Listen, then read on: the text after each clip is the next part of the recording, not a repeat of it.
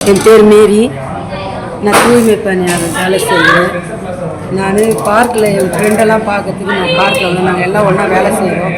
ஒரு மாதமாக வேலை கிடையாது. ஒருத்தருக்கு ஒருத்தர் பார்த்து பகிர்ந்து கொள்ளலான்னு நாங்கள் வந்தோம். நாங்கள் வந்து கொஞ்சம் பேர் உட்காந்து பேசி இருக்கும்போது போலீஸ்காரங்க நிறைய பேர் வந்து இறங்கினாங்க. நிறைய பேர் இறங்கி வந்து அவங்க வந்து ஏம்மா இங்கே உட்காந்துக்கிறேன் எங்களை விசாரித்தாங்க. எங்களை விசாரிக்கும் போது நாங்கள் என்ன சொன்னோம், நாங்கள் சார் நாங்கள் ஒருத்தருக்கு ஒருத்தர் பார்த்து பேசுறதுக்கு தான் வந்து உட்காந்துக்கிறோம். நாங்கள் எதுவும் ஆர்ப்பாட்டம் பண்ண வந்தீங்களா, மீட்டிங் போட வந்தீங்களா? இல்லை சார் நாங்கள் அதுக்கெலாம் வரல. நாங்கள் எதுவும் ஒருத்தர் பேச வேலை இல்லாத பேசுறதுக்கு வந்திருக்கிறோம். நாங்கள் யாருக்கிட்டே எந்த பிரச்சனையும் பண்ணலை சார், அதுக்காக தான் வந்துக்கிறோம். நாங்கள் சொன்னதுக்கு 1 மணி நேரம் தான் சார் நாங்கள் போயிடுவோம் சார் சொன்னால் ஒத்துக்கவே இல்லை.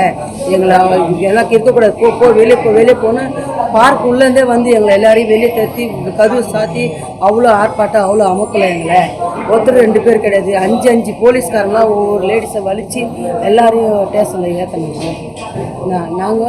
நான் என்னையும் பிடிச்சி 5 பேர் பிடிச்சி வலித்து என்னை தூக்கி போட்டு வண்டியில் என் மேலே விழுந்து என் கையை அடிப்படிச்சு. என் கை தூக்க முடியல, இந்த கையை என்னால் தூக்கவும் முடியல. பார் எவ்வளோ பேர் கட்டு போட்டு தையல் போட்டிருக்காங்க. எனக்கு அடிப்பட்டு டாக்டர் அதில் ரத்தம் கட்டிக்கிட்டு காயத்துக்கு தையல் போட்டிருக்காங்க.